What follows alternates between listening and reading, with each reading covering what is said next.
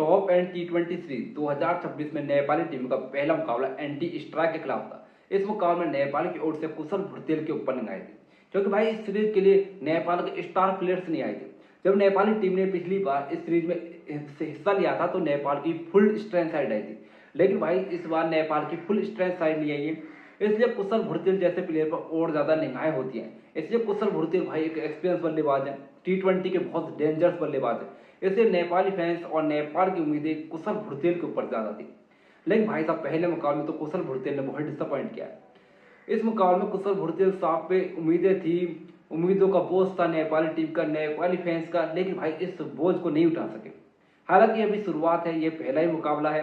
कुशल भुरतेल के ऊपर और जिम्मेदारी होगी कि इस मुकाबले में जो आपने गलती की है वो आप आगे न दोहराएं। इस मुकाबले में बात करते भाई एंटी स्ट्राइक टॉस जीतती है और पहले गेंदबाजी का फैसला करती है।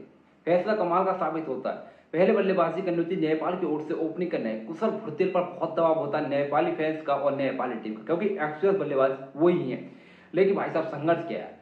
सामने टॉम मैनजी थे और टॉम मैनजी भाई वैसे ही ऑस्ट्रेलिया के उभरते हुए सुपरस्टार है, वैसे ही चर्चा का विषय इन पर बहुत है, वैसे ही लाइमलाइट में है।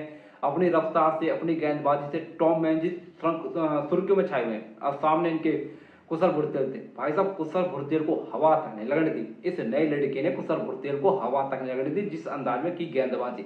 भाई साहब 4 गेंदों तक तो खाता नहीं खुला और 5वीं गेंद पर चलता गया। टॉम मैनजी ने भाई कुशल भुरतेल को खाता नहीं खोलने दिया और आउट कर दिया।